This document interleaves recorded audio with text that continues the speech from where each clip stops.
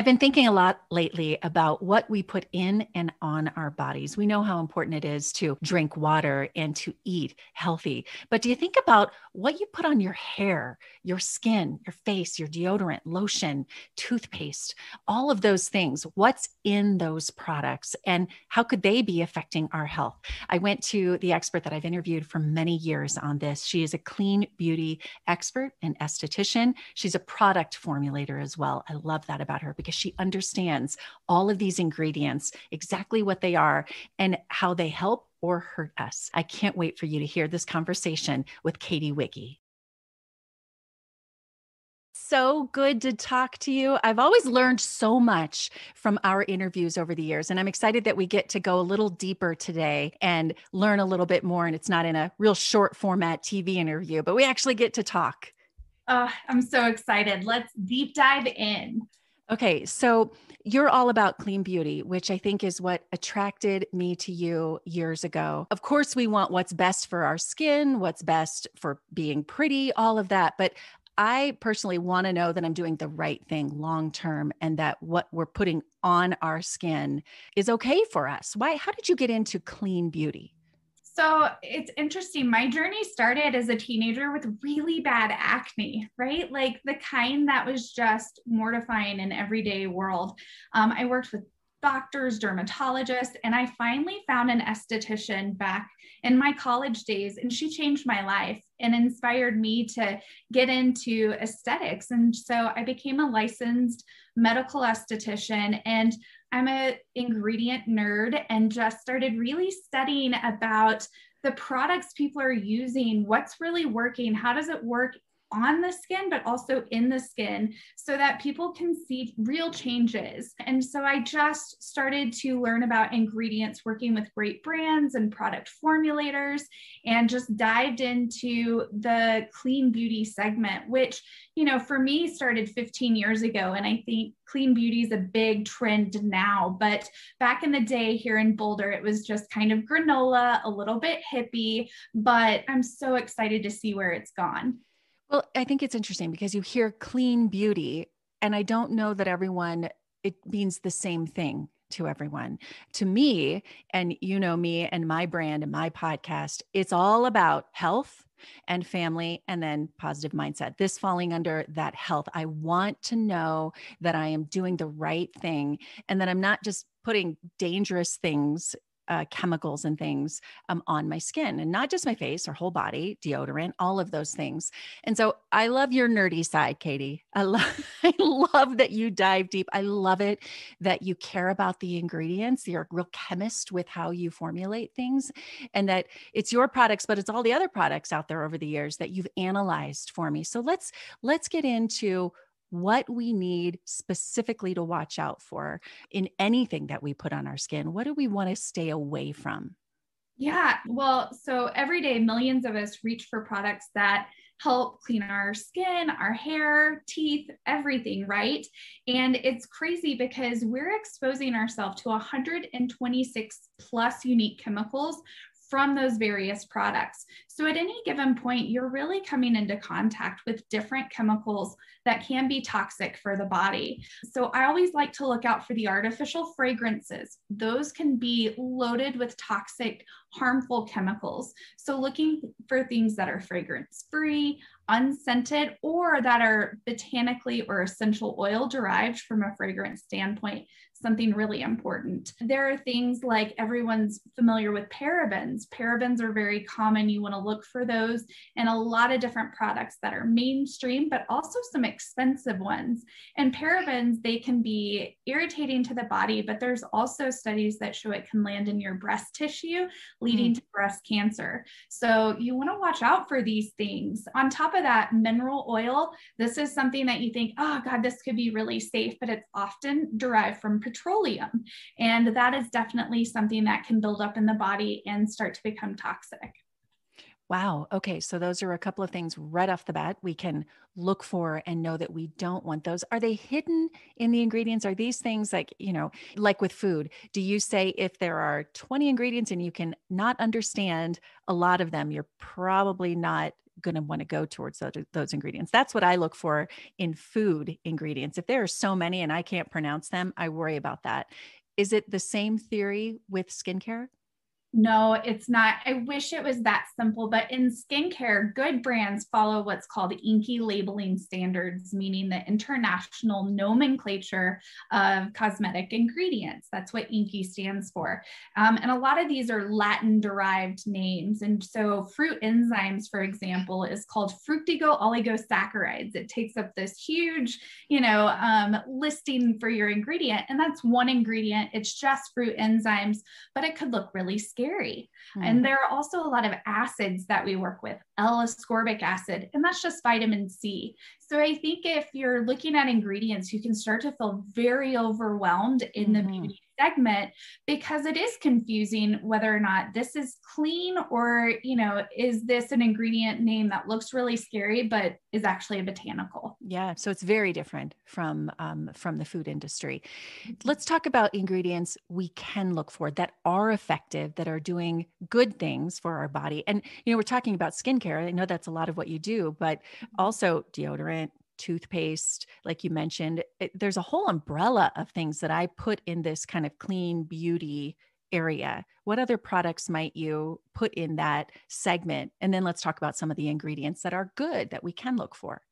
Yeah, absolutely. I think, it's head to toe. So your hair care products, your facial care, body care, any personal hygiene products, there are options that you can definitely make to have a healthier, safer choice. And so some of those ingredients, when you look at the skin, for example, there are some pretty basic ingredients that I am a huge advocate for. One is vitamin C, because as humans, we don't produce vitamin C, so we have to obtain it from our diet and our supplements. But oftentimes it doesn't always end up with our skin, which is the largest organ. So applying vitamin C topically to your skin gives you antioxidant benefits, anti-aging benefits. It can help with hyperpigmentation. I like to look at vitamin C as like the HIIT workout for your face.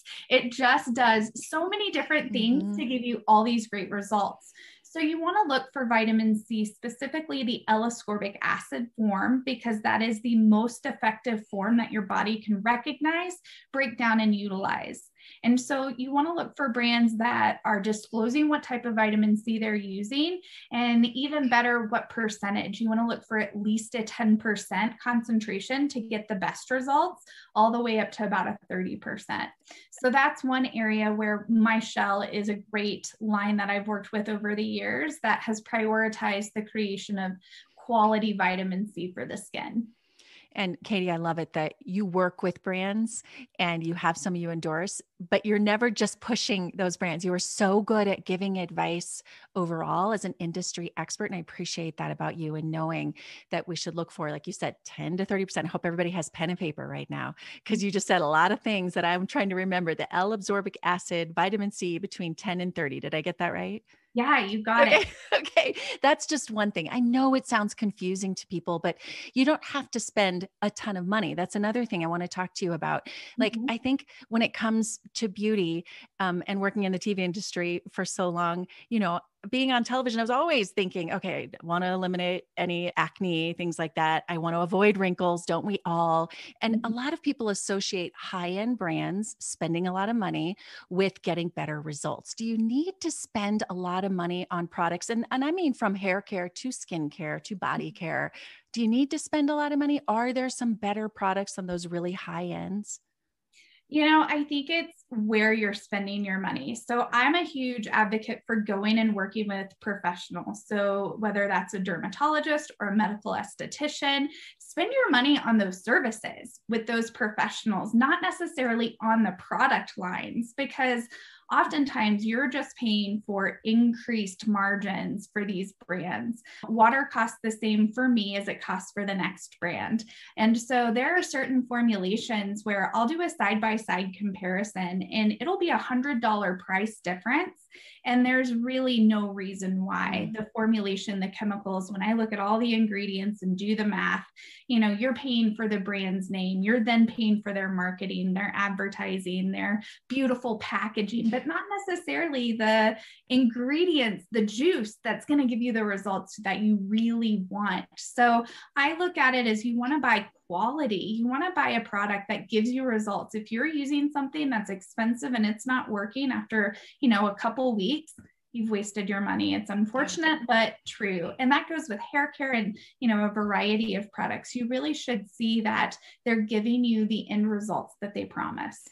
When we talk about results, that it's interesting that you just said that, because sometimes you use something, you think, well, I haven't given it enough time. Maybe I need to use it for a couple of months before I see those wrinkles go away, or whatever it might be.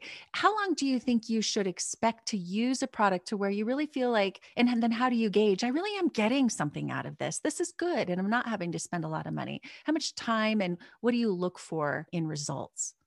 So I am a huge fan of before and after pictures, even for myself, whether it's a workout or starting a new, diet program, whitening my teeth, whatever it is, I love before and after. So take a quick selfie and every week, monitor your progress. So if it's a sunspot or if it's wrinkles, you can go back and look, because so often we don't see the day-to-day changes that are taking place. Right.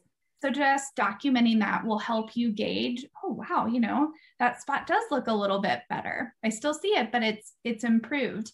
And then I think also when it comes to time, your skin specifically takes anywhere between 22 to 30 days, depending on your age, to turn its cell cycle over.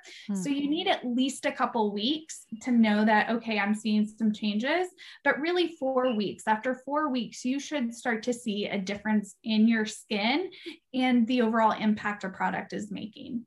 Can we talk about a normal routine? Sometimes we think if I have 10 products, I have to line them all up. I have to use it this way. That's overwhelming. What's a normal routine that you would suggest to people that's good, that's going to show results? Yeah, so it is all about the daily essentials. So cleansing your skin, washing your face. And a lot of times people don't wash long enough. It'll be like, 10 seconds, I washed, I'm done. You want to wash for 60 to 90 seconds, ideally, to break down the oil, the debris, detoxify the skin, and really let a cleanser do its purpose. Next up is moisturize. We all need hydration. As we age, our epidermis just does not produce as much hydration. And so applying that moisture is essential. And then protection. We think, SPF, sun care, it's only a summertime, or if I'm at the pool or out hiking, but it is an everyday essential. And I think people are really starting to pick up on that. So if you're cleansing, moisturizing, and protecting your skin every day, that's the bare minimum. And that will keep your skin at least in a healthy state. And then there are always added on supplemental things you can do. So I love a good eye cream. I get asked all the time, can I just use my moisturizer around my eyes? Yes, you can, but eye creams are formulated for that delicate, thin tissue, and they're going to give you better results than just your everyday moisturizer. Yeah. So if you're looking for some anti-aging on top of your essentials, adding in an eye cream is a great way to enhance your routine. And then you can get into fun stuff like serums and exfoliators, but that's all optional, right? Those aren't the basics that you have to. You can always layer in those other items. Okay, talking about family under my umbrella of the podcast, when do you think is a good time to get kids? I know you have a boy and a girl, a 10-year-old girl. Is this a part of her routine? I have an 11-year-old boy, and I'm like, okay, you got to start washing your face at night. I mean, they're not doing that when they're 5 and 6, but what age do you think we should get them into just this normal, simple routine? I think it varies kid to kid, but I started noticing with my son specifically, when he got to the age of about 9, he just started getting these little whiteheads, tiny little, dirt in the pores. So teaching him just the proper way to cleanse the face, making sure it was part of his bath time routine was really important. And then I'm also big on moisturization for the kids. Kids are prone to eczema, sensitivities, little breakouts. So hydration is such an essential factor for kids. And so finding just a really good lightweight moisturizer head to toe for them, I slathering them when they're little and then teaching them to slather down for themselves is so big. Okay. So what product do you recommend for that? You know, especially for my son, like we don't want a real smelly product, but when he gets out of the shower after swimming and swim team and he gets out and his skin is all dry, what's a good slather down product? So I am a huge fan of Whole Foods 365 brand. It's like their value brand, and they have just a great cocoa butter. It comes in different scents. They have a citrus, a vanilla, and it's just a body lotion, and it's great for head to toe. And I think it costs like $4.99. So it's such a good deal, but it's really a simple formula that has good ingredients, your emollients, your shea butters that are going to condition the skin, but not be too much for a younger child. And nothing that's harmful, like some of those other ingredients we said we have to watch out for. You don't Yeah. have to spend a lot to get the basics of what you really need. Exactly. Okay. Can we talk quickly about deodorant? Yes. Since we're talking about teenagers and, you know, like 11-year-old boys, we may as well talk about, and for us too, for women, what is it that people talk about with deodorant that can be dangerous? I hear people say like we're putting bad stuff into our skin and it, you know, we absorb it all. What is it about deodorant? Are there dangerous things in a lot of commercial deodorants? There are, and there's a confusion over a deodorant versus an antiperspirant. Okay, break it down for me. Yeah, so an antiperspirant has aluminum, and aluminum is an ingredient that's been researched and can be toxic to the body, and again is predominant showing up in women's breast tissues. And it's just something that we don't want in our bodies. And deodorants typically are not antiperspirants. And the antiperspirants have the aluminum to help block the pores from sweating. So it's actually creating a shield on the skin that doesn't allow for you to sweat, which also helps to deodorize. But a deodorant typically doesn't have the aluminum in there. So it's not stopping you from sweating. It's just got other ingredients that are going to go in and help to neutralize the odor. And so the Crystal brand that I've worked with over the years is one of the original mineral salt deodorants. It's such an old school style of potassium alum. You wet the stick, you apply it, and it's a single ingredient. It's as natural as you can get. But I'll tell you the truth, it takes a while to transition from an antiperspirant to a deodorant. Your body's going to smell. And so many times people are like, no, there's no, doesn't work. Nope, it doesn't work. I don't want to stink for a day, let alone an hour. So not for me. So with Crystal, I'm super excited because they just launched a line with magnesium that works very similarly to aluminum, but it's a naturally occurring mineral. It's not bad for the body. And the best part is there's no transition period. So with some of the Crystal products, you might go through a transition, or with any of the natural deodorants, it's really likely. But with this new technology and formula, natural innovation has grown so much that hopefully that consumer experience is better. And I will say, I have tested out these new ones on my 2 children and my son that, you know, as he pushes his preteen years, he is a stinky kid. He would be so embarrassed. They all are. They all are. They all are, right? Like the feet, everything. And this does the job. And I can feel good as a mom knowing this is clean ingredients that are good for him and not going to be harmful in the long run. I definitely am interested in trying that. I'm always trying to find ways to add magnesium. I know that I need it. And so, you know, I'll do a magnesium powder, or I have Epsom salts that I do in a bath. So knowing that I can get it in some deodorant too, that's good. Not everybody needs magnesium. I do. Restless legs at night and different things. I look for magnesium. It's actually something that many people are deficient in, right?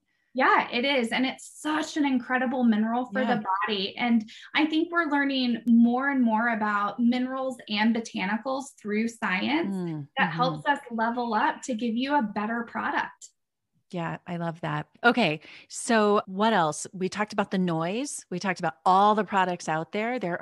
I think that can be an issue for a lot of people, for family, for beauty.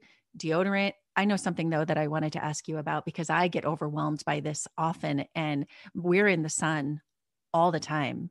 You know, Mhm. my son's on swim team, we're outside, we hike, all of this. So we reach for sunscreens and the ones that are like on the end caps at the grocery store. That Yeah. is not always the best option from what I'm reading. And I have a feeling you're going to tell me. Is that right? Yeah, and it's crazy because there are so many studies coming out about these chemicals that are in sunscreen. I think there was just recently a huge report released where over 70 brands hit as a positive for benzene, a known toxic chemical. And these are things in, children's products, family-based sun care products, and from big name brands. And I think when it comes to sun care, the safest choice is always mineral-based titanium dioxide and zinc oxide. Look for those ingredients. Stay away from the chemical sunscreens, the oxybenzones, avabenzones, oxyoxynates. That's so much to remember, but is that going to be the first ingredient that we see? That's the Yeah. number one. Okay. That's the number one. And it's always in the drug facts panel on sun care. So you can look there and it's easier to remember what to look for than what not to. So titanium dioxide and zinc oxide. If those aren't your actives, put it down and walk away. Okay. Do you have a favorite? Like, I trust you when you put out a recommendation. Do you have a favorite for your family? Give me a couple of examples of what you use for your kids for sunscreen and for yourself too. So I am addicted to the MyCHELLE Sun Shield Liquid SPF 50. It's an everyday product. It comes in a dropper bottle. It is so easy to use. It's lightweight, but it gives you that full SPF 50 coverage for everyday wear. And then I also— Is it a spray? Is it a spray or a lotion? And do you prefer one over the other? It is actually in this little dropper bottle. So it's so fun because, a couple drops is all you need for the face. And we have a variety of shades so that you can find the right match for your skin tone. Oh, I love that. Mm-hmm. Darker tones. But then for the family, I will use a bigger body product, more of like a spray. Mm-hmm. I think Alba Botanicals makes a really great body care spray that's water resistant and definitely affordable for all of your outdoor activities. Okay. I like knowing exactly where to go, what to order online so that I'm not having to research and look through all of the ingredients. But I appreciate knowing the ingredients and understanding, because I think that's the first step in being healthy, is really understanding what we're looking for. Yeah. Well, I've learned so much already. I always do when we talk. Thank you so much. I've got a couple of questions I like to ask of all my guests. I learn from successful people like you. And the first question is, what's your favorite tool for productivity? You're a busy mom, 2 kids, formulating products, all that you do. How do you get it all done? What's your favorite tool for productivity? I think there's great technology tools, but one of the hidden secrets that I'm a late learner, but have adapted to is the early morning schedules. Like getting up at 5 a.m. is my time to work out and, eat healthy, check email if I need to, prioritize my day, and get done what I need to so that I can hit the ground running, as the rest of the world is waking up and getting geared up and ready to go. I've really learned like the best tool for productivity is time, and you can't make more of it. So really, the right amount of sleep and then getting up early is, I think, essential to productivity. Yeah, you feel your whole day, you feel a little more put together when you've had that in the morning. I agree. No more of the super early mornings for me, like 2:30 in the morning, but I can do 5:30. Actually, for me lately, it's been more like 6:30. That's so I kind of fall into that, and then hope that the kids don't wake up till like 7 or 7:30. I need like that hour before kids. You too? For me, it's like just an hour to myself. Yes, before the phone rings with work or, the kids are up or you've got to run and do. It's important to wake up, have some mindfulness, have a cup of coffee, and just get going. Have it to yourself. Yeah. Okay. And then my second question, and I know this is a big one, it could be its own podcast, but I just like to get this little snapshot from people. And the question is, what is your purpose and when did you discover it? I love that you asked this question. I think that it's something that is interesting. And if I look at it professionally, I think my own struggle with skincare was definitely an indicator that I wanted to help people who were struggling with insecurities around how they looked or their acne or, what their skin condition was. And so I definitely felt a calling early on to be a practicing esthetician. And with that, I think my journey has changed. I definitely didn't think I'd be doing product formulation and working behind the scenes with brands, but I'm a big believer that you follow your energy and you follow the universe, and it's going to tell you where your purpose is and where you belong. And every step I take forward, I think helps me land in that place of being on the right path, helping brands grow, helping to put out cleaner products that I know I want for my kids and my family. So I think that my purpose is always evolving, but it definitely started with my own struggles with skincare. Isn't it interesting how that usually is what we find from people, that our journey and the hardships are what lead us to our success and our triumphs. So love that story. All right. So where can people find you? They want to know more about all that you do, your formulations. Where can people find you on social media, your website? So Catie Wiggy, super easy. Catie Wiggy on Instagram, you can find me there. And then I'm behind the scenes on most of these brands, whether it's MyCHELLE, you can just find us at mychelle.com, and thecrystal.com for crystal mineral deodorant. And yeah, if you have questions, find me on Instagram. I'm always happy to chit chat clean beauty. I love it. Catie, thanks so much. Good to see you, and all the best to your family. Thanks. Same to you.